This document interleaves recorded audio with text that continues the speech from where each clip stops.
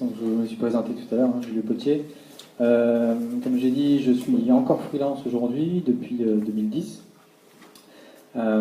Et je suis aussi directeur général d'une SAS lyonnaise que j'ai ouvert avec deux amis. J'ai une histoire à vous raconter en fait. C'est une personne qui est dans une boîte qui marche bien, numéro 1 mondial dans son domaine. Elle gagne bien sa vie, il y a des augmentations tous les ans. Elle est très bien avec son équipe de 15 collègues dans une boîte qui compte 450 personnes. Tout va pour le mieux au niveau travail. Mais voilà, c'est pas exactement ce qu'elle attendait au niveau de ce qu'elle a à faire dans son travail. Ça lui paraît pas assez bon. Elle aurait souhaité faire autre chose, peut-être même travailler ailleurs, comme par exemple chez elle. Ce que peut faire un freelance. Alors qu'une personne qui est salariée, forcément, bon, la plupart du temps, on va au bureau, etc. Et cette personne, elle s'est dit un jour, ben voilà, malgré la bonne position de mon travail, je vais démissionner,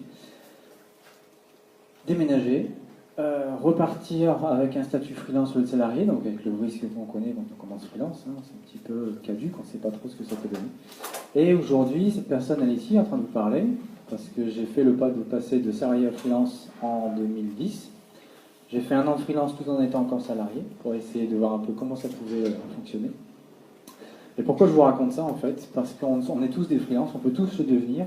On peut très bien être, comme j'ai fait, salarié et freelance, c'est pas gênant. Ça permet justement parfois d'aller tester quelque chose, puisqu'on peut revenir en arrière. On peut se dire, je veux voir si ce que j'ai décidé en freelance, est-ce que c'est vraiment jouable? Est-ce que c'est tenable? Est-ce que je pourrais en vivre? Si ça marche pas, ben c'est pas grave, je reste dans mon salariat, tout va bien. Ça peut être juste un plus parce qu'on peut se dire non, en fait, mon freelance, moi je vais faire que quelques heures par-ci par-là, voilà, ça mettra du beurre dans les épinards, c'est jouable. C'est un statut où on peut être totalement indépendant, on peut toujours être salarié, ça c'est pas forcément gênant. Et je dis c'est pour tout le monde parce que oui, évidemment, il n'y a pas que les métiers du web qui peuvent se lancer dans le freelance. Hein. Vous pouvez être freelance dans le bâtiment, plomberie, etc. Peut-être que vous pouvez faire du web et en freelance, de la plomberie. Du coup, est-ce que c'est pour le moment ou pour la vie? Ça dépend un peu de ça. C'est est-ce que je souhaite faire que mon activité freelance, c'est juste pour un an? Est-ce que c'est juste pour 2 heures de temps en temps? Ou est-ce que c'est vraiment quelque chose que je souhaite faire tout le temps ensuite? Est-ce que le but de ce test de freelancing, c'est pour quitter mon salariat et pour vraiment me lancer dans du freelance? Donc je l'ai dit, ça permet de tester. On va vraiment pouvoir se dire, moi j'estime qu'en moins d'un an, on peut se fixer. On peut se dire, voilà, je viens de faire 10-12 mois de mon freelance, je vois à peu près la clientèle que j'attire, je vois le chiffre d'affaires que j'ai fait, avec le peu d'heures que j'ai pu faire en plus, hein, on ne peut pas forcément cumuler sur un an 2 fois 8 heures. Et là, on peut essayer d'estimer un petit peu la possibilité que ce statut puisse prendre vraiment.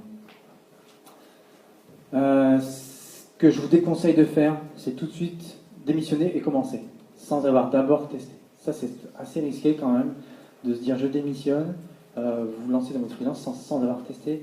Vous ne savez pas du tout combien d'heures vous aurez besoin de travailler, où est votre cible, votre clientèle, qu'est-ce que ça donne, quel chiffre d'affaires vous allez faire, est-ce que ça peut remplacer un salariat.